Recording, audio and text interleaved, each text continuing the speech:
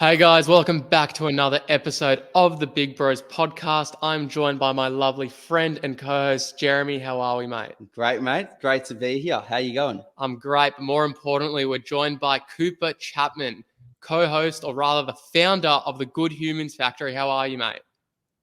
I'm very well, boys. Thanks for having me on. It's exciting to have a bit of a chat and get to know each other a bit.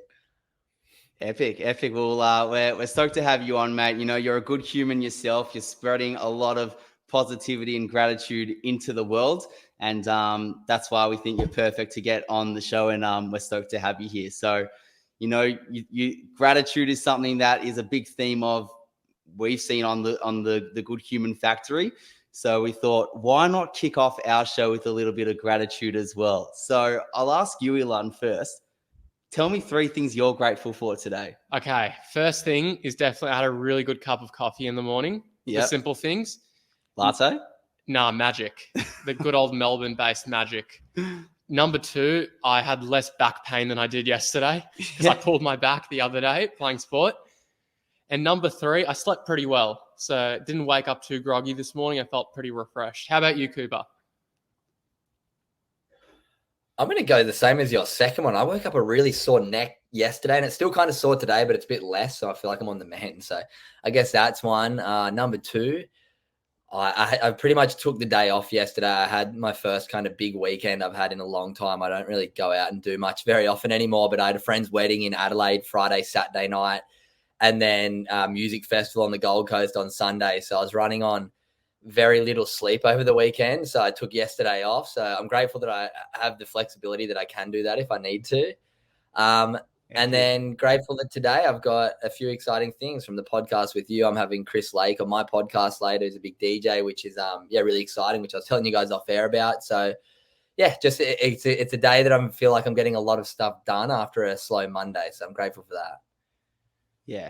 Epic, mate. It's a tough one to, you know, try to juggle sometimes, trying to be so productive and doing 1,000,001 things, right? You know, sometimes we want to be doing those 1,000,001 things. And like, I don't know, I feel like sometimes when I'm trying to do everything at once, like I hit the pillow at the end of the day and it makes me feel so grateful and so productive. But I also need to remind myself that, yeah, sometimes like I can just tick off 1 or 2 things and it doesn't mean that day is any less than maybe the bigger days that I've had. I don't know if that's something that you feel the same way about too, Coops.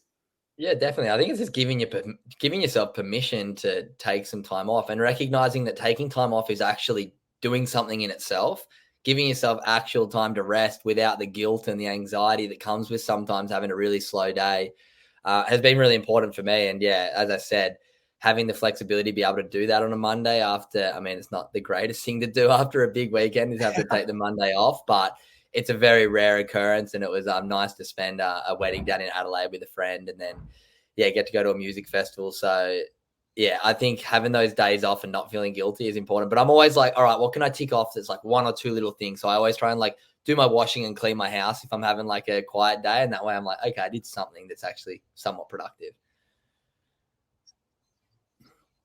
It's funny because like I've always been the same sort of thing where I feel guilty taking time off. Like I feel like there's always things to do and there's always things to get done. And the whole idea of just like being restful, like I've always associated with being lazy, but you just said it yourself, like that's doing something in and of itself. You give your body the time and rest to recover so you can attack the next day. But what do you reckon it is? Like you just mentioned before, Jeremy, that like you also feel like the need to get things done because once you do hit the hay at night, you're just feeling way more fulfilled. Like, why is it that we feel so guilty about taking that time off, you reckon? I don't know. I think I like to try be a busy person myself. I like to try do so many things in the day. And I think maybe that's just the pace that I'm normally used to. So when like I'm going at a different pace, like a slower pace, maybe on those days, I feel like, God, like this is just a bit maybe out of character for me. So, so I need to remind myself of those things. Yeah. Yeah, for me, it just hits it hits my biggest fear, which is to not reach my own potential. So I feel like having days off sometimes can make you kind of go, oh, am I not like maximizing my time to reach my potential? But as we said, it sometimes needs to be recognized that, hey, taking time off allows you to be double productive tomorrow. So it's about finding that balance and what works for you. Do you reckon it took you a bit of time to come to that realization? Like, do you find that when you were maybe a bit younger, you were like, go, go, go, I need to attack the next thing, and like you would be more likely to reach like a sense of burnout? Yeah, I think one of the things that really helped me, I took a year off drinking for all of the while I was 28, which finished in May this year. So by having a year off drinking and realizing like, oh, you can actually like recharge over a weekend instead of just being hungover twice, changed my whole perspective on like, okay, it's like you can have a really chilled day and not even be hungover, and then okay, I've really recharged the batteries. So that was a big eye opener for me. But yeah, as I get older and work in mental health and understand like the importance of switching off and that it is important to give yourself that time, becoming less guilty about it, but also still at the back of your mind is always like, oh, I should be doing something to move progress in life, I guess. Yeah, no, absolutely. Yeah, you mentioned there going sober for a whole year, which is something that's been well documented on your podcast yourself. And I wanted to like I feel like I resonate with that. It's not something that I've done yet, but it's something that I feel like I definitely could. But I mean, I had an experience even just a couple of weeks ago when I went out for drinks with some friends. You know, we were going out for drinks. That was the theme of the night. And there were a couple of boys in the group that actually said, you know what, like I'm not actually keen on having a drink. And the response from me, like I really respected it, but from this response from others, it was kind of just like, oh, you know, come on type of thing. And I feel like once there were some people in the group, me and a couple others being, you know, supportive of it, it kind of made them feel a little bit more included in the environment, that, you know, they could still go out and be with us without having a drink. But I feel like initially the whole response of, or rather the fear of people responding in a way like, come on, like, you know, you better have a drink. It kind of made them feel like a little bit shameful in a way, like shameful to admit that, you know, they're actually not going to have that drink. But then once it was actually invited and welcomed and encouraged, they felt so much better amongst the group. So was that something that I guess you kind of experienced in that whole year going sober yourself? Oh, definitely. Like almost every single time I would go out, they would be like, oh, have a drink. Like, and I'm not drinking for a year. Like, oh, come on. And it's like, no, like I'm trying to do this challenge for for a year. And I don't know, for me, it all just came back to my values. I'm like, if somebody else is trying to get me to drink, that's their insecurity about their own drinking. It's nothing to do with like really needing me to have a beer with them. I can still be there with them and drink a non-alcoholic beer and have a good time. It's them feeling guilty and anxious themselves. So whenever someone tried to do that, I'd straight away go, it's a reflection on them, not on me. And if they do, go take it further and be like, come on, man, and try and like make you feel bad and like peer pressure, I was just like, you know what, I know who I am, I know why I'm doing this. So I kind of wasn't that swayed by it. And on top of it, I was quite lucky that I was so public about what I was doing a weekly podcast episode, updating people on my journey for the week, that I had that accountability, I think. But yeah, I mean, there was definitely times where I'd have people try and say that, but the most common response was, oh, come on, have a drink. And then I'll be like, no, I'm just taking a year off. I want to see what I can do for my health, for my relationships, for my finances, for every part of my life has benefited from it. And then 95% of the time, the response would be like, oh, exactly like you said, oh, that's something that I want to do. Everyone's sober curious, but everyone has that fear of who they might become if they don't have that outlet to give them that, I don't know, that little social kick that alcohol that can bring. It's so funny because alcohol is like the one thing where society actually demonizes you for not having it. Like, you won't get demonized for not wanting to do certain drugs and doing certain other activities. But I think maybe it's an Australian thing, maybe also like a British thing as well. It's like drinking is so part of the culture. Yeah, it's part of the culture. It's intrinsic. It's like a rite of passage. And the fact that you're not engaging in it, it's almost like un-Australian. But I don't know, like I've always kind of found that. But tell me, like, what's some of the things you noticed about yourself just from not even just like avoiding those Sunday scaries, but like what are some of the things you noticed about yourself, the way you felt, some of your thoughts after kind of going 12 months without any booze? I mean, definitely there was the clarity that comes with not drinking, and more so the lack of anxiety throughout the week of, oh my God, I spent that much money this week, and like, oh, I feel hungover Monday, Tuesday, I'm a bit cloudy. Like, that's like the obvious one, which is enough to give up drinking. But for me, it kind of just shifted a lot of things. It allowed me to like accelerate my business so much by not having those. I mean, don't get me wrong. Ever since I've stopped, I like have got such a different relationship with alcohol. I realized, oh, I can use it as a beer here or there if I want to have a beer. And then once every blue moon, once a month or something, go out and have a bit of a good time without feeling too guilty about it. But for me, it was just the guilt of doing it multiple times a week. And to get away from that guilt, you'd have another drink so you forget about it. So it's just a vicious cycle. And now that I feel like I've broken that cycle, it's a lot easier for me to say no and be happy to just stay home and not go out and not have FOMO. I'm like, you know what, I've had a good time without going out. So that was a big one. And then as well, like recognizing that I used to think, oh, if I just get loose on a Saturday and just lie in bed all day on a Sunday, that's me resting. But from looking at like the data and stuff from different wearables, from my Apple Watch to my Aura Ring, I realized like how detrimental alcohol is. And for example, this weekend that I've just had passed with minimal sleep and obviously a lot of alcohol consumed between the wedding and the music festival, oh, I just like haven't felt this average in so long, especially yesterday where I felt just like terrible and just kind of took it easy all day. Today I feel a lot better because I've sort of had a good night's sleep Sunday and Monday night. But yeah, it was an eye-opener doing the year off as well. It was just so special to, obviously I'm in a different position to a lot of people, but being able to document it and bring people along the journey, it was really nice. I had so many people that have reached out that it's inspired them to take some time off and blah, blah, blah. So it's really nice knowing that doing something for yourself can also inspire others to make healthy choices for themselves as well. And I think that's been kind of like an inspo for us as well. Like we're only like 40 episodes into our podcast, but Jeremy and I are always kind of like having chats being like, what are things me and you can do that's not just good for ourselves, but maybe things we want, like we have a huge theme of leaning into discomfort and doing things that we know are good for us that might help our self-love, but are also kind of uncomfortable. That could be scary. So we started kind of experimenting with things being like, maybe we should do this and that, document it on the podcast and see if we can kind of build a community as well and kind of use that community and have that accountability similar to what you've had. Yeah, holds you accountable as well. So definitely, yeah. I mean, yeah, I was going to add as well, like Cooper, you seem like, someone who's obviously very in tune with, your self-awareness and what you want in situations, and like with the whole alcoholism thing as well, like not afraid what, others think as well. Was that something always intrinsic and a part of you ever since a young kid growing up in school, and or was that something that you feel like you've developed as you've gotten older?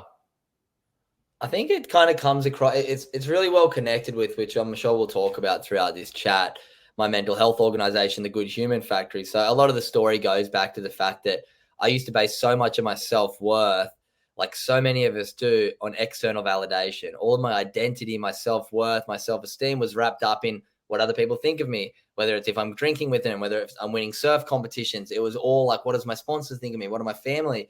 That was just kind of how I grew up, being a super competitive young person and having quite a lot of success in multiple sports. And then following a surf career, I was kind of always like, yeah, getting pats on the back, doing really well, doing well. And then you get to the international scene in surfing and my results declined and I really started to struggle. And I think this will come loop back to the question that you asked about the alcohol. Once I started to learn from my sports psychologist, he just said to me, like, pro surfing is what you do, but it's not who you are, mate. Like, who are you? And I was like, what do you mean? He's like, what are your values? And it was the first time someone ever said that to me. And I was like, I don't really know, like kindness, honesty, respect, all the ones we get told about by our parents. But then he said, yeah, but how well do you actually live to those values, mate? And that was the first time in my early 20s that someone had challenged me and asked me to like say, who am I apart from my surf results and apart from my sponsors and apart from what other people think of me? And that made me realize, to be honest, it really doesn't matter what other people think of me. It's what I think of myself. And if I'm anchoring what I think of myself based on what other people think, you're in for a shit show because you can never control what they're going to think about you. So that sent me on this kind of journey of like, what are my values? What really is important to me? And the 5 values I've landed on. The first one's responsibility, having the awareness and then taking the action that we need to do some stuff for our life. The second one is gratitude, practicing gratitude every day, seeing around you and looking for the things that are good in your life rather than things that are bad. I see so many people living in this mindset of negativity, pointing at the wrong things, pointing at the downfalls in everyone rather than the things that are good. It's like the choice that we can choose. Obviously, it's good to work on stuff, but come not from a place of judgment, from a place of growth. The other thing I talk about is empathy. I think empathy is a trait that a lot of us forget about. We're also consumed in the busyness of our life that we've got so much shit going on that we forget to be interested. We're always trying to be interesting. So I try and, really make sure I keep myself in check and go, okay, no, actually be curious about other people's lives. You can learn so much more by listening than you can by talking. So empathy is a huge one. Next one's mindfulness. I think presence is just evaporating for all of us. And if we're not being mindful, then we're missing all the best parts of life. So I try and practice meditation and different mindfulness skills each day. And then the last thing is kindness. I know that for me, if I'm being kind to myself, being kind to others, being kind to the environment, it really takes care of myself. And that comes back to this idea, I think, of the alcohol thing going, when did you sort of start taking that responsibility? I think it all just comes back to, hey, if I'm living to my values and people don't agree with it, that's okay. I've agreed that these are my values. Your values might not line up with mine. And you can't expect that everyone's going to value the same things as you. So it's like, okay, then you can ditch all out external validation completely, because it's like, no, all I have to live to is my values. I know the yardstick. And then it's just keeping yourself accountable rather than having to rely on other people to give you that validation. What do you reckon kind of inform those 5 values? Because I've tried to kind of like sit down one day and just write down what are the things that I value, what are the things that I cherish. And a lot of the times it's kind of hard to get stuck on one. And I've kind of told myself it doesn't need to be a laundry list. It could be literally 1 or 2 or 3 things. But like I've always kind of struggled just honing in on my own personal values. Like you mentioned responsibility there. That's definitely a huge value of mine. I love taking extreme responsibility for things because I know that even if shit's hitting the fan, if I've got the feelings of empowerment that I can get myself out of it, that goes a long way. Things like, for example, kindness as well, like being kind to myself, that reflects on how I'm kind to others. But then there's like a myriad of other values that I'm still like, oh, but is this also a true value of mine? So like, I guess my question is like, how did you know those are the 5 values to land on? And maybe, how did you go through the decision of like not choosing like another value, for example, to include? Or Don't get me wrong. There's plenty of other values that are super important to me, like integrity, honesty. There's 100 things, respect. They just kind of come under as like a really good guiding light, I think, for me, because of the work that I do now that really cover mental health in a really good way. I see if I take care of all 5 of those values every day, the byproduct is good mental health. Whereas so often the mental health industry comes from not let yourself, but once you get to this point of really struggling, here's how you seek help. Here's how you spot when your friend needs help. But it's like, no, let's empower people to pick up these skills so that baseline comes up before they get to that point where they really need help.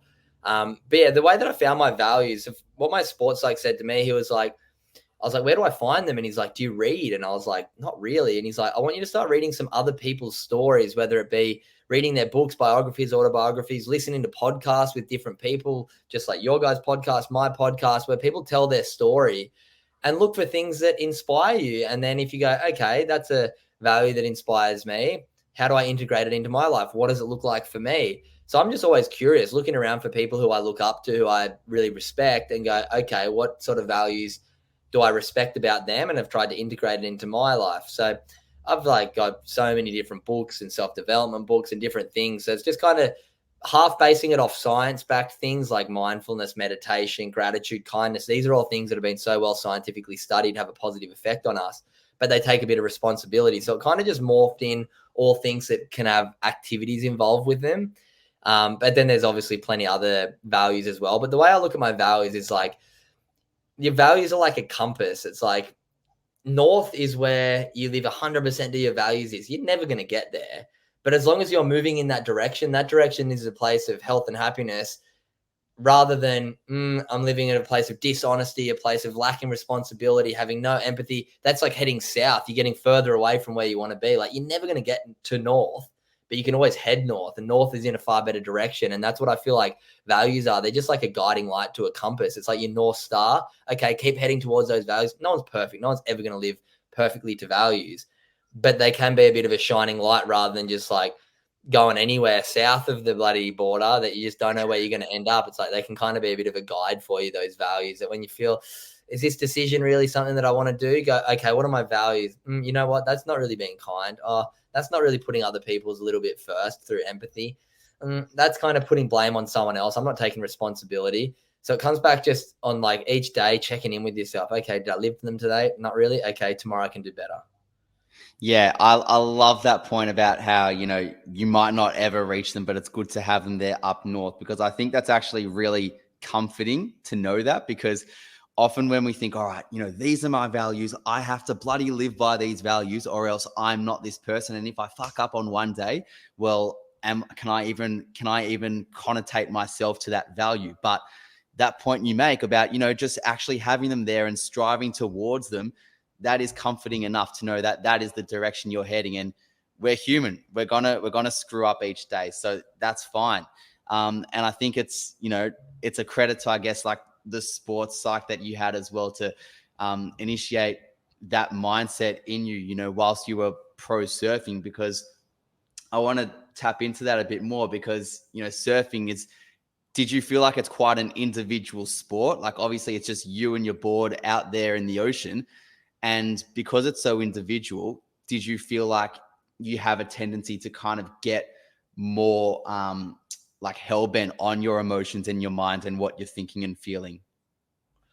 Yeah, I think it was just a maturity thing. I feel like, and I like talking about this, the fact that this is kind of like once you transition out of sport, but you don't recognize when you're a young athlete that everybody around you is trying to help you achieve your goals. So it's like you've got coaches that are trying to help you. You've got a board shaper who's trying to make you the best boards. You've got sponsors that are supporting you. So everyone around you is there to support you to achieve your goal. You're the talent, which that's, I think, where a lot of that sort of external validation comes from. It's all about getting, not about that, but that's Mm. how I felt anyway. It was all about, okay, individual, like not even a bad thing to say, but like I'm the man, I'm the guy that's doing well, I'm winning.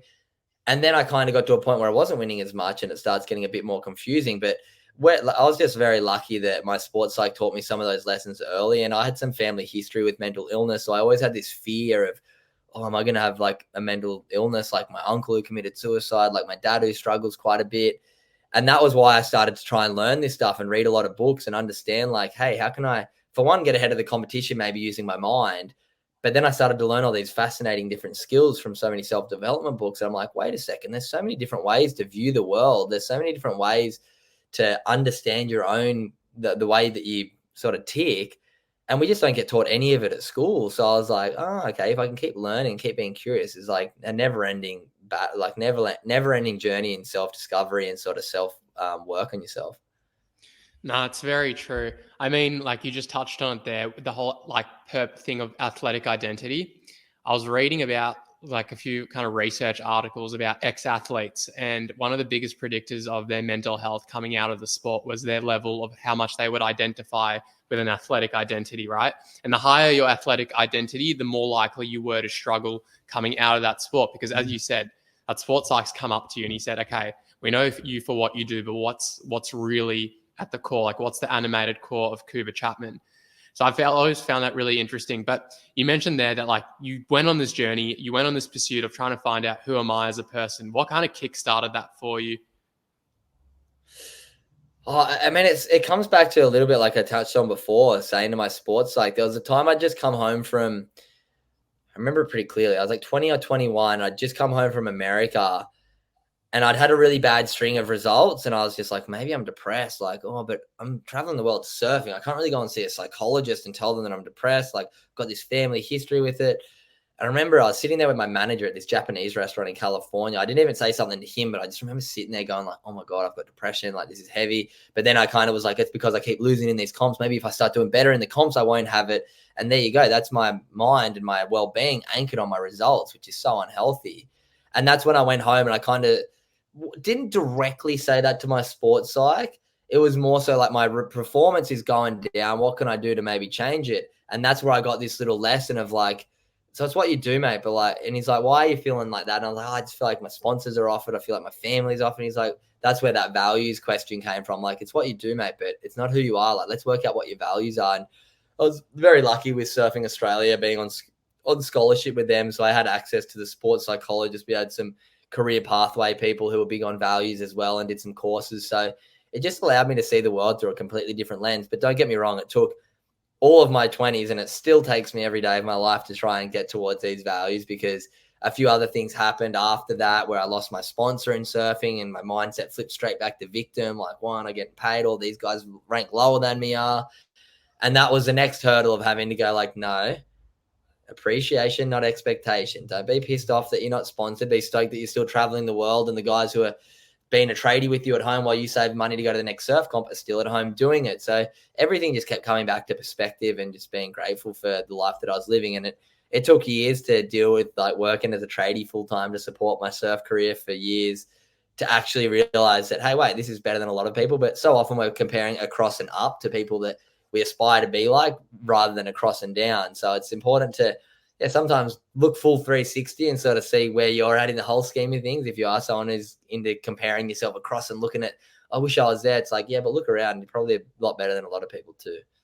Yeah, absolutely. And I think that point you make there about, you were a pro surfer, but you were still working as a tradie to fund, your travels to be on the tour and to access those competitions and championships. Do you feel like just having that experience of, still working a trade or whatever job anyone might be doing, but just having that work experience alongside the surfing kind of made you a little bit more grounded and appreciative of your career as a pro surfer? Oh, absolutely. But as I said, it took me a minute. It was like a year or two of somewhat victim mindset. Like, why am I bloody digging all these holes and working from 7 till 5 days a week for 50 hours a week just to make $1,200 to then go pay for the next surf comp. When last year I was getting paid the same amount from my sponsor and I didn't have to work. So it was hard to wrap your head around like the whole change. And there was a bit of that resentment. I'd had my best year of my life on the tour too, the year that I lost my sponsor. So I wasn't expecting it. So it was like a whole array of things, and people listening are probably like, whatever, mate, like you're still traveling the world. But when you're in that situation, in the thick of it, I was like, oh, this sucks. And it took me until, don't get me wrong, I enjoyed the work and it was fun learning something new and whatnot. But then, when I went to surf comps and saw guys rated way lower than me that I surf better than on a sponsored team in another country or something, hard to wrap your head around. But then I started to realize like we're all so different. Like I'm very lucky to be even here traveling. There's other younger guys or there's other guys my age in Australia who would kill to get on this tour that I'm on, being ranked in the top 60 in the world. So it's just a whole thing about perspective. But there was one time I was in South Africa after doing about 8 months probably of landscape laboring to get to my next comp. And my boss was actually a good friend of mine. So he actually gave me like a little bonus as well. So I got a bit of like help, but I was still sitting there like in my mind whinging. And then I was about to paddle out for a heat one day. And I was like, you know what? My dad always said to me as a kid, appreciation, not expectation, mate. Like just be appreciative that you're here, that you're doing this rather than expect that you should be getting more and this and that. Like, and then you can enjoy your time while you're away.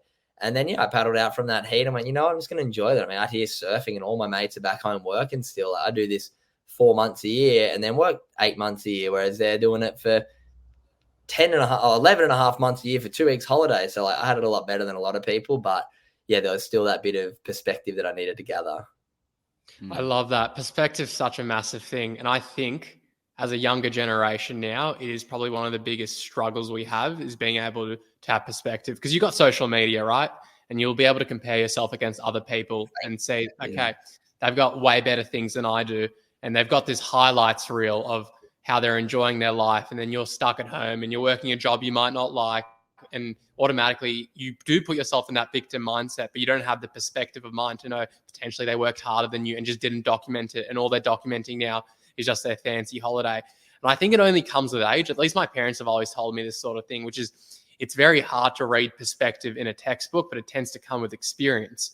And that's something I'm trying to really like hone myself in on.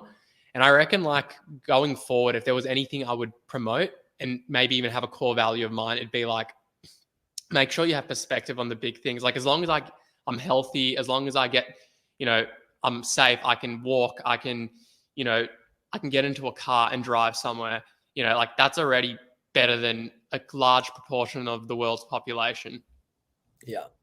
Oh, it's so important. Like, and I'm sure you guys get it as well from doing a podcast and hearing other people's stories. Like you said, if you can walk and you've got a job and you've got a roof over your head and you have the ability to record a podcast and social media and all of the things that we take for granted, you've got a lot more than so many. And it's not about comparison, but it's about those days where you're getting so caught up about something and then you hear of like I had a girl on the podcast recently who's 21 years old and just got diagnosed with a terminal illness and had palliative care nurses walk in a few weeks ago going like, no, we're not the ones. We're just here to like care and comfort for you now. And I'm just like, wow, my bloody few problems that I'm trying to deal with every now and then are so minor and so not permanent that, yeah, it's really important to have that perspective, I think, and that empathy, I think. Yeah, exactly. And was that perspective and empathy and those 5 core values you mentioned, was that like kind of the foundation of the Good Human Factory and what kickstarted the Good Human Factory for you? Yeah, so the story goes like this. I'd kind of gone on that journey of trying to understand what my values are completely just for myself, to take care of myself. And then my younger sister was in her last year of high school back in 2018 or 19. And she came home from school one day and we're sitting around them. I'm sure you guys have heard this story a few times, but we're sitting around the dinner table and my Sophia, the youngest one, said that one of the boys in a year had taken his own life. And I was just like, fuck, this sucks. Like, suicide is the worst thing ever, but kids in high school, like, are you kidding? There's so much life ahead. Like, so sad. And as most of us do, I looked up some of the stats and went, holy shit, this is pretty bad. Like, what are we doing about this? And kind of looked up and was like, I never got any of this education at school. Like, of course this stuff's happening. Like, we never really get taught much about it. And kind of chucked up an Instagram story and life went on. And then 2 weeks later, we're sitting around the dinner table, same situation, mum, dad, 3 sisters. And Sophia says another boy in her year had taken his life. And that was when I was like, I guess that comes back from that empathy. It almost came from a bit of guilt, to be honest, of I'm like, here I am traveling the world, surfing, living the best life ever, still complaining about it at times. But then there's kids in my local area that are struggling so much that they're taking their own life. So I was just like, maybe I can go and talk to some kids at schools and share with them these values that I've kind of learned and build a bit of a keynote and help some people out. So that was, like 4 years ago now. I've spoken to close to like 40,000 students, thousands of corporates, and now get to do it full time. So just from, I guess, a pretty dark place, my sister losing those friends, to now I've been lucky enough to hopefully inspire and help quite a lot of people. Between the podcast has close to 1 million downloads now, the workshops have had close to 50,000 participants, and then have a few other little community things that I'm doing. So it's pretty special to know the impact that just a little spark can have, but plenty more work to do. No, it sounds like they say you can reach your purpose when you're living your life through your values, right? And you mentioned before, maybe there was an element of guilt that drove your decision to do this, but at the same time, you were obviously driven by a sense of goodwill and knowing, like, when people kind of establish a business, even if their intent is to make money, they identify a gap from let's say an economic standpoint. But from your end, you kind of established it from like a gap of goodwill. Like where is the gap in our local communities where, kids are falling under the radar, kids are able to endure all this pain and hate their life so much that they're willing to take it. And the fact that you were able to kind of look at that and be like, yeah, we got to do something about it.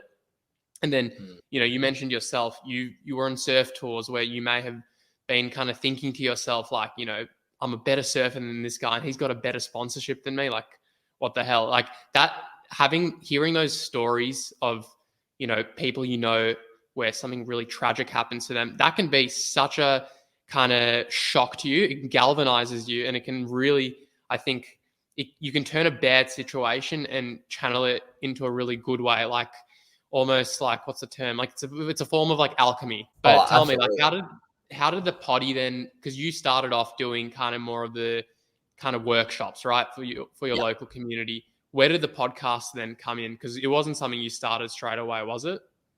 No, so the whole thing was like the workshops were only ever just going to be to like, I just asked my old school teacher at the school I went to, can I maybe come and speak to some students?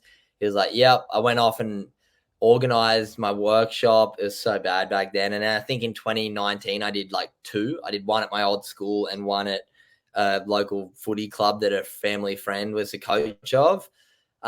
So it wasn't really anything in 2019. And then I kind of was still just workshopping ideas, because at the time I'm working 50 hours a week and then trying to travel and surf around the world. And then if one popped up, I'd do one of these workshops. It was terrible. And then 2020 came around and COVID hit. And that was kind of the biggest blessing in disguise for my business. Because, before then, Good Human Factory wasn't really anything. It was like a logo. And if anyone wanted me to come and do a workshop, I'd just go and do it. There wasn't a business or anything. But then when COVID hit, it was like JobKeeper started, my surf comps all finished, and my accountant was like, because all your surf comps are cancelled, you can get on JobKeeper for a few months and build the Good Human Factory. So I just kind of went all in on it, and my accountant, my family, no one really, I don't think, believed it could get to what it is today. But I just never have had any other sight other than just moving forward with it. I've seen the impact it can have on multiple occasions, or thousands of occasions now. So I've always just been leaning forward. So COVID hit in 2020, and I was like, okay, well, I can't go and do these workshops. What else can I build under the umbrella of just connecting curious minds with simple mental health strategies? So I was like, podcast is a great one. I'm lucky to have a very deep network throughout my career and a lot of my friends in multiple other ventures and careers to, maybe be able to have some cool conversations with people. So launched the podcast in May 2020 with Podcast One, which is now Listener. I left them after 20 episodes just because they weren't really helping with the growth. And I've done the last 240 episodes by myself, editing, distribution, everything. Yeah. So people probably look from the outside and see the Good Human Factory as if there's like a team of me, but I do the podcast editing, recording, everything. I do the merch preparation, do all the merch. I mean, do all the workshop preparation, but then all the merch, like design all the merch, get people to print it and then pack and send all the orders. So it's been a big operation. I just brought on someone to help me with like my workshops, bookings and stuff, which is great. So I just employed my first person, but yeah, it's taken me years to get here, but I've just always been like, I kind of find it fun having different avenues. So like the podcast is one thing, the merch is something, but like I look at the podcast as just a networking tool. There's no better way than to be able to reach out to someone and say, hey, can I chat to you for an hour and learn about you? And then you learn so much and you can, pass it on to your audience, but also gather so much knowledge yourself. So podcast, launched in 2020 and been quite the journey. Oh, absolutely, mate. But, like you said there, how bloody good is it where we can just sit down and have a chat for an hour, like without our phones and stuff, and just dive into someone's life? Because in today's day and age, I mean, we mention it all the time, but, perspective and comparison is everywhere. And the ability to just switch off from all of that for an hour is something that, I'm very grateful for. And one of the reasons why we wanted to start this ourselves as well. Yeah, absolutely. I just feel like it's so rare to just sit and talk to someone for an hour and to give them the space to actually talk and not try and talk over them. That's why it's great when you're hosting. You can literally just throw a question and sit back and listen. And that's where I do a lot of podcasts, like go on a guest. And even back when I first started, I used to like write all my questions and it would be like an interview. But now it's like, it's improved my like conversation skills with everyone so much better. Now I've done like 140 or 130 guests have come out. That's like 130 hours plus of like face-to-face, giving people the space. Like you just get better at talking. And it's something that feels intuitively right. Like as humans, we sat around campfires for thousands and thousands of years. It's only the last 40 years that our human brains have had to sit and look at this screen instead of actually communicating. So I think it just intuitively feels right to sit down, put stuff away and actually connect with people. Like that's what life's about. I like that evolutionary psychology you bring in because it's something that we try to bring into our show a fair bit, a little bit of evolutionary psychology. But you're exactly right. That's what we used to do, and that's what we're made to do. We're social creatures. So, no, for sure. I love that fact though. Like we've had friends on this podcast before where, we asked them about their personal story. And like, I may have been friends with this person for like 3 or 4 years, but far out after that hour of no phones, of just pure listening, active listening, full active sort of presence. I know way more about them than I did in the 3 years previously. It's nuts. Isn't that crazy? An hour of dedicated, hey, can I just sit here and ask you some questions about your journey? And then you get to know them better and you can sort of understand why they act the way they are and their self-beliefs. Like an example, one of my best mates now that I've been mates with for 4 or 5 years is a really high-end fashion photographer, does really well for himself. And he's been on my podcast and we chatted about his story. And I had no idea when he was in like high school, he was like Australian champ pole vaulter and then like moved to America to go and work at Camp America. They're like summer camps. And he's done that for the last 10 years for 2 months. And I just never knew why he was never here for these 2 months. And it was because of this. And it's like, you don't know until you're actually dedicated, sit and ask him instead of being like, oh, how's the footy this weekend? How's that chick that you hooked up with? It's like, no, tell me about tell me about your childhood. Like, what was something that was quite difficult in your childhood? And then you go, oh, actually, I grew up without a dad. And it's like, holy shit, I didn't even know that. It's like, there's so many things that you can learn and then be a better friend because of knowing stuff from your friends. Absolutely. And I think, we learn so much from, our friends and the people that we're, interviewing on the podcast too. But I'm sure you have learned an abundance, if not even more, from like the kids that you're doing workshops with at school. So tell us a bit more about that, because you've gone and workshopped with over thousands of kids, and I'm sure there's been an abundance of highlights to come out of that. Oh, I mean, yeah, far out. I reckon I've been to over 75 schools, probably like close to 150 sessions now. But the way I do my minds, I call it like an interactive keynote. So it's not necessarily a workshop where kids are really directly interacting. And I've done that by design because, for one, I'm not a psychologist. I never try and say I am. I'm just someone who's passionate about different mental health things that I've learned. And I just want to share my story so people might be inspired by it. Kind of gets a bit dodgy if kids start asking you about heavy mental health stuff if you're not a psychologist, which there is quite a few other young men doing men's things at schools with I don't know how much qualifications they have, but yeah, just from a legal point of view, I don't feel like that's my place. I feel like my place is, the young cool pro surfer, and all the other speakers that I'm about to bring on are all like young inspiring people, and it's like, you wouldn't expect these words to come from this person. Maybe it is cool. So like a lot of the things that I get quite often from my workshops that I love is teachers going like, wow, we've never seen that group of boys actually sit and watch any speaker, let alone a mental health speaker, for an hour. So it's nice to see like the groups that they're not expecting to be engaged because I make it a bit more fun. And I mean, as I say, it's not a workshop. There is exercises we do throughout. Like we do like a gratitude exercise where kids have to write what they're grateful for, turn to the person next to them, explain why they wrote it. Then we do like a mindfulness exercise where I teach them how to like focus on their sight, their hearing, their touch sense to get out of your head and back into your body. We do like a breathing exercise on a way to be kind to yourself and breathe correctly through our nose down to our belly. So all these like little lessons that I always thought were actually quite minor along my journey, I also have to reflect and be like, I'm actually very lucky that I've learned these from elite people. But even though I've done them for so long that they seem so minuscule, you got to remember every time I step in front of an audience, 95% of people haven't heard the stuff that I'm talking to them about. So you have to like remember, those small things are actually really practical. And that's another thing that I get quite often with feedback is it was simple, but we actually left with something that we can implement. It wasn't like, here's how you spot the signs when you're struggling, like good luck. It's like, no, here's a few daily things that if you're doing these, it should make you feel better scientifically. And if it's not, then you go and get help. But you have to do something first. You can't expect anything to change without changing. Yeah, we're a huge proponents of that, is taking action when we can. It's funny, like you mentioning there, all the things to do with mindfulness, gratitude, like body scanning even. And these are principles and rules that have been used for hundreds of years, maybe if not thousands of years. Like they go back, like they're Eastern practices that they used way back when. And it's funny because now I feel like we've become so medicalized as a society where we're very much inclined to find the next best pill to treat that sort of thing. And obviously there are scenarios where that's very appropriate, but for a lot of common mental health experiences, I feel like we've gone now in a direction where we've, in a way, if we were to implement all these kind of proactive strategies like mindfulness, like body scanning, like gratitude, it would help so much. And I'm just curious, like, how do the kids receive that sort of thing? Because when I was younger, if someone came in, if I was 8, 9 years old and someone told me sit still and like try and breathe for like a minute, I'd just be bouncing off the walls.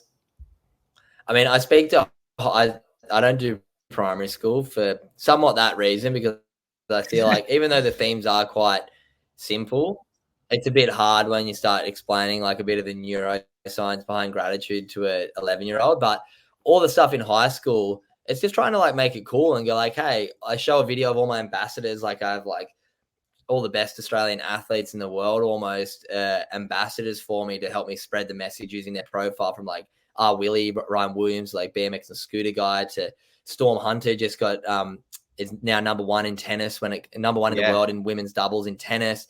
Harley Clifford, 8-time world champ. Corey Tunison, 4-time world champ wakeboarder. Harry Bink, motocross world champ. Sam Fricker, diver for the Olympics. Like all these people that they wouldn't expect to be who they're getting shown. And then I go, hey, look, we're a bit different to your normal mental health people. I'm not here to come and leave you in fear of mental illness. I'm here to inspire you to take care of your mental health, because it's like, cool, wouldn't you rather be showing up better for your friends, showing up better for yourself, having more energy, being in a happy mindset? Like it's the most valuable asset in life, peace of mind. And like, I like what you're going off there, how it's like everything's gone to the pharmaceuticals. Imagine if you could get a pill that says it's going to improve your mental health, it's going to improve your relationships, it's going to improve optimism, it's going to boost your immune system, all scientifically proven. Everyone would be like, where do I take it? But it's like, oh no, that's actually what you get from practicing gratitude for a few minutes a night. And it's like, or you get all the lists of meditation benefits, breathwork benefits, all of these things that don't cost anything except for a little bit of your time. Like if you're not exercising, if you're not sleeping well, if you're not eating nutritious foods, and you're not doing any of these things that we kind of just quickly touched on have these benefits, it's like, of course your mental health is going to be shitty if like you don't take care of yourself in all the different aspects of life that relate to your mental health. And I feel like there's like a big barrier. People, for example, look at mindfulness as a bit like hippie, like, you know, it's all in the head. But they've literally done brain scans of people who have done mindfulness courses for like 2-3 months, and areas of their brain as certain areas that may have been overly active, like the amygdala is less active when you kind of see a fearful, like a scary stimuli. And that's because mindfulness can literally just get you out of your head and makes you more focused, and in a way turns down that knob of fear and insecurity and panic. So I've always found that really interesting. Yeah. And it's fascinating too. It's like, yeah, it's such a powerful thing, but it just takes a little bit of work and people just aren't willing to do that work. Yeah. And that little bit of work you speak about brings me to wanting to ask about your 1% Club, which is something you've documented really well over your journey over the past couple of years. And I think it's a perfect example of like that little bit of work that goes a long way. So can you tell us a little bit about that, mate? Yeah, absolutely. So I was doing a couple of years ago, like just over 2.5 years ago now, I was literally doing a 10-minute meditation. I was sitting there in my head, not slowing down like all of us do when we try and meditate. And I was just thinking like, surely we can give 1% of our day to our mental health, with it being the biggest killer of people aged 14 to 45 in the country. Pretty important, yet most of us aren't giving any time a day to our mental health. So I like stopped this meditation and I was like, what's 1% of a 24-hour day? Turns out it's right around 14 minutes. So I was like, okay, what can I do for 14 minutes a day that's good for my mental health? And I was like, you look up anywhere, meditation comes up more often than not as one of the best things you can do for your mental health. It helps quiet your mind down. It helps you get to a place that's a little bit more calm. And then the other thing is gratitude. It's something that I've learned has been such a big impact on my life, just looking for those good things every day rather than coming home and talking about all the shit things that happen. It's like, okay, let's just focus on the good stuff. It's a choice. So I was like, okay, 10 minutes gratitude. 10 minutes meditation in the morning, 4 minutes of gratitude at night. There's 14 minutes a day for your mental health. But then I was like, you're also more likely to maintain a healthy habit if you have an accountability group around you. So I was like, maybe I can start some Instagram group chats or an Instagram group chat. And every morning I'll just send a YouTube link to a guided 10-minute meditation and everyone can click on it and they can give it a try. And then every night I'll put on my Instagram story a photo of something I did during the day and write 3 things that I enjoyed about my day, my 3 gratitudes, post it on my story. And then I send that story to the group chats and then everyone in the group chat writes 3 things they're grateful for from the day. So yeah, it started 860 or 870 days ago now. I haven't missed a day. And it started with like 30 members. There's now like 1,700 members from all around the world. There's 9 group chats with about 150 in each. To be honest, there's probably about 20 to 30 who are active daily in each. So it's not 1,500 do it every day. There's probably about 200 to 300 who get involved most days. But yeah, in the last like 200 to 300, you got to think that's 3 gratitudes for each person. That's 600 to 800 gratitudes a day for the past 800 days. I'm pretty sure we're zoning in close to 1 million gratitudes have been written in the past 2.5 years. And that's probably the thing I'm most proud of. It's completely free. If anyone's listening right now and goes, hey, you know what? I want to give 1% of my day to my mental health. And I probably need a bit of accountability. Just send at the Good Human Factory a DM on Instagram saying, I want to join the club. And yeah, you get added in. It's completely free. No one knows each other in their group, but it's so beautiful. There's like, the groups all support each other now. Someone will be like, it's my birthday today. Like, I'm grateful for this. And you'll get 20 strangers going, happy birthday. I hope you had a great day. And then you'll have someone go, been a hard day today. My dad passed away. Just reach out to me if you need a chat. Or I lost my dad here. I'm PM'd you. And it's like these community of people have just all started, helping each other out, which is so special. And yeah, like I said, it's free. It always will be. And it's just a good little resource for people to go, you know what? I want to give 1% of my day to my mental health. That's awesome. We'll definitely plug that in our show notes and for anyone who's interested in joining the 1% club. But something I find really interesting there is the fact that the internet's also just it has a bad association. Everyone's so hell bent on tearing down each other. So I almost find that it's like almost like miraculous that you can find a community of like-minded people and everyone's so supportive there, because you go on the internet and it's just all negative. It's almost like the news. You turn on the news, everything's so negative, everything's so dire with what's going on in the world, and you just think, you go outside, the world's going to burn down. And same thing kind of with social media. You go out and people are just tearing at each other's throats. You go on Facebook or an Instagram video and you see like a reel or a short video, and people are just hating on someone, even if they haven't done anything wrong. So I find that like that whole idea of 1% club and people just being so supportive to one another, insane. I got to ask you though, for your own kind of practice of gratitude and even mindfulness, tell me like what's something. I'll give you an example for me. Every time I've been grateful for something, even if it hasn't been my intent, I seem to almost attract something good the next day. And maybe I was always going to attract it the next day, but I'm almost like more conscious of it. Have those sort of things come up for you? Very well put. I feel like by practicing gratitude every day, and I get this anecdotal evidence from all of my club as well, they go, oh, then you start looking for things throughout your day that are good. And it might not necessarily mean more good things are happening, but you're just more present and more conscious of it. So you're going, oh, that coffee was really yum this morning. Like, oh, how nice was that? That lady let me in traffic. And you start like actually taking notice of things that are actually good in your life and going, oh yeah, there is quite a lot of things around me. Like, oh, bloody, how good's that? The green light just happened when I was there. It's like, we can be grateful for anything, but we just have to actively do it. And I heard a great thing. There's a podcast with Hugh Van Cuylenberg on the Resilience Project. I can't remember her name, but there was this Indian lady, incredible. And she was talking about this fact, talking about gratitude and how we do it and how we do it daily. And she's like, no, we don't do it daily. We do it always. And I was like, huh. And she's like, imagine right now you're putting contact lenses in your eyes. And from now on, all you see is great gratitude and what you're grateful for. And I was like, okay, I'll try this out. And at the time I was like driving out in the middle of nowhere, like kind of down out of Melbourne in a road without streetlights. And I was driving and I was like, what can I be grateful for right now? And there was like reflectors along the road. And I was like, you know what? I've never actually been grateful that those reflectors are helping me not swerve off the road. They're showing me the middle of the road. Like, how many people have been grateful for a reflector? So it's like, you can always be grateful for stuff if you're looking for it. Or you can be like, fuck, this road doesn't have streetlights. So it's like, it's like so many people will go that side, like bloody government pay all these taxes. They don't put streetlights on the road. Like, or you can go, hey, I'm grateful that there's reflectors. It's like, Yeah. Oh, absolutely. I think that reminds me, that perspective and that presence more. So like, I feel like, that's a very present moment.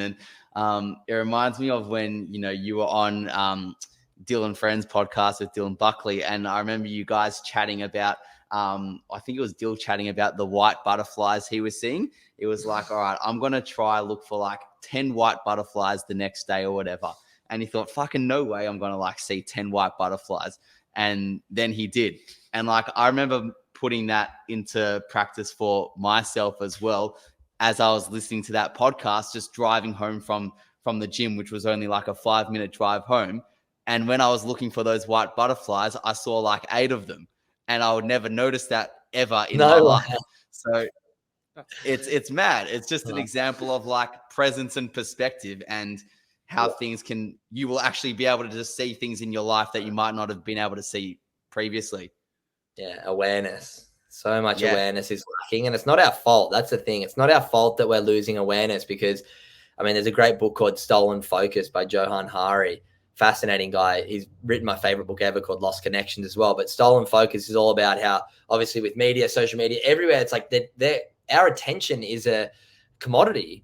So it's like there's the biggest, best neuroscientists, human behavior specialists, psychologists in the world work for these corporations whose job is to steal our attention. So it's not our fault, but it is our responsibility to take it back and recognize that that's happening and go, okay, how do I get it back? Oh yeah, a bit of mindfulness each day so that, hey, when I want to look for white butterflies, I can. I'm not just like, phone. As soon as I get a second to not be present, I just go on my phone. It's like, it's not our fault, but it is our responsibility to maybe fight back against it with different exercises like mindfulness and awareness skills that, can bring it back a little bit for us. No, I love that. Something I've started doing recently is on days that I've been really, really stressed out with something, like, I was just doing my honors with psychology, which is just one of the toughest years of like academics I've ever done. And something I would do sometimes when I drive home from the lab is instead of listening to music or a podcast, I'd literally just drive in silence. You would think it's almost like a depressing ride home, but I'd have my hand on the steering wheel and I would just observe literally the little things. It was a form of mindfulness, really, if you think about it. But it was just like me observing how the steering wheel feels, feeling maybe the sun across the window. And by the time I got home, I felt maybe 15-20% less stressed. I think that's great. I think that mindfulness is just something that we're all so much lacking. And like I said, it's not our fault because it's like everywhere is getting pulled away from us. But that's where it's so important to develop those skills and to build that awareness and bring it back a little bit. Yeah, no, absolutely. Mate, I saw recently you got up to something at All True Festival, and I wanted to ask you about that experience because that looked like something that I've not seen before, and it looked epic for both you and the people you were involved with. So can you touch on that because that looked insane? Yeah, that was really cool. So I had a girl on my podcast a few months ago called Jessie McLaughlin, who fascinating girl. She like lived in America as like a doctor and for all the stars, but then she saw all the homelessness. She's Aussie, but then she saw all the homelessness in LA, and she's only like in her late 20s, and was like, let's create a festival for the disadvantaged. And it went really well in America, and she just moved back to Australia because of COVID and stuff. And she's like, we need to do this here in Australia as well. So she created this thing called All True Festival, where it's a festival for disadvantaged people living below the poverty line and the homeless, to come and just activate and come and get a bit of love from the community. Really, there's some music going on. And then I pitched her, I was like, why don't I come and do Good Humans podcast live and just give a few guests at the festival a voice to share their story, which was really cool. So I went up there a couple of weeks ago, and then I also put out to my Good Human Factory community, hey, I'm doing this in a couple of days. If anyone wants to donate $100 and write me a note or text me a note, I'll handwrite it to the person with the money, and it can be just from a stranger. And at the very end of the podcast, I read the note out and gave the $100 to, I think I had five guests on. Ended up getting like $1,100 from a few different people in my community, which I got to give a nice handwritten card to somebody. They got their money, and like the impact and like just hearing people's stories who are homeless was just such an eye opener. Because I guess the way that I'd always looked at it and the way that I'd been brought up is, yeah, that homeless people are kind of always drunks and alcohol, like all this stuff. Like there's this stigma around what it was. And now I've had a few different people who work in homelessness on the podcast and have definitely changed that perspective before I went to this festival. Yeah, so I got to go to the festival and had, 5 chats with people, and it was fascinating. Like none of them had even close to the same story. There was a guy who like at 12 was getting abused by his family, so he slept on the streets, and like all these different things of these people have just been dealt some terrible cards. And yeah, it was really cool to get to hear their story and just give them a voice. No, that's huge. I feel like you're right. I think growing up, we have a different perception of homelessness, and we sometimes even just brush it off and brand it with the same label. Sometimes we can, we go as far as to say, well, if they're homeless, it's their fault. And that's just completely not true. You've got people who are growing up in really unstable family environments where drugs and alcohol are involved, and they need to leave that environment, but they don't have, a source of income to afford anything else. And I think, as you said, I think being empathetic is a great antidote to that scenario. But yeah, I think, I don't know, maybe it's a Western thing. We're all kind of judgmental towards other people and we're less empathetic. But I'd like to think maybe in Australia that there's a bit of a cultural trend now. Maybe our generation at least is pushing a bit more empathy. That's the thing. It's like domestic violence, financial hardships. The alcohol and the drugs that you see that kind of get the stereotype is usually the end game. They're already on the streets, and the only way to cope and sleep in the cold at night is to take drugs so it numbs yourself. So it's not that these people have done drugs and alcohol and all this stuff to get there. It's like they end up there because they have no other way to get through the day. So like that's what you said. You just got to have empathy and be like, I can't judge this person. If I lived every single day in their shoes, I'd be exactly the same way they are. So there's no point in trying to judge someone. Yeah, no, absolutely, mate. I love that sentiment. And I think, just seeing you go there and do that. I saw the Instagram reels that you put out, and like just seeing the response from the people that you were having chats with was just something so special and so pure. So good on you, mate. Now, what's next for Cooper Chapman? Tell us what's up and coming. Oh, I mean, right now I just feel like I'm chasing my tail, but no, just excited for growth. Heading into next year, I've got I've just employed someone who's starting to help me a bit more with like structuring my workshops and bookings and strategize to grow that. Heading into next year, like I've been lucky to work with some pretty big clients this year, like Red Bull, Amazon, McDonald's, Apple.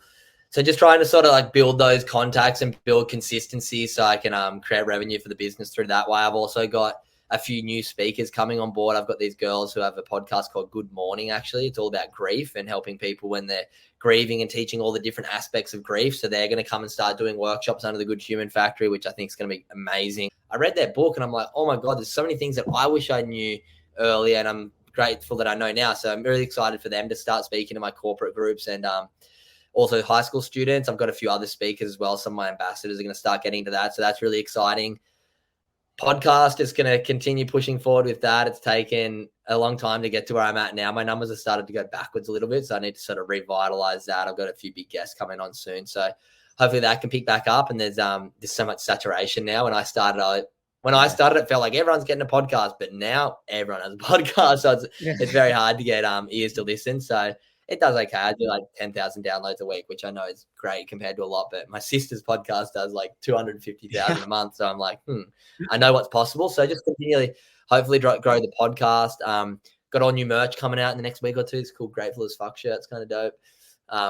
And yeah, just chipping away. Looking forward to extending next year into throwing some events and a couple other things. But yeah, always just trying to push forward and trying to work out ways that we can inspire the audience to look at mental health through a different lens. Love that, mate. You're doing some excellent things, some really great work for the community at large. Where's the best place for people to find you? Our best spots, I guess, just Instagram's the easiest. For me personally, it's just at Cooper Chapman. For the Good Human Factory, it's just at the Good Human Factory. Podcast at Good Humans Pod. And then if you want to learn more about the Good Human Factory, my workshops and the merch and everything else, just thegoodhumanfactory.com. That has all the information over there. Epic, mate. Thank you for that. And we'll plug those things in the shows for sure. But big thank you for getting on the show today. We've spoken about some really awesome things, and hopefully the audience can take away as much as what we have from having this chat with you. So thank you, mate. And we can't wait to see what's next for you, mate, because you're killing it. No, thank you, guys. That was really fun. You sent me the questions before and we went super off track, which is good. I feel like when you're going off questions, it gets a little bit, I mean, not boring, but it's kind of gets a bit flat, whereas you guys did really well then for being a duo and to bounce between each other. I know it can be quite difficult at times, and you guys had great flow. And yeah, I appreciate you taking the time to let me share my story, and good luck with all your guys' stuff as well. Epic. Thanks, mate.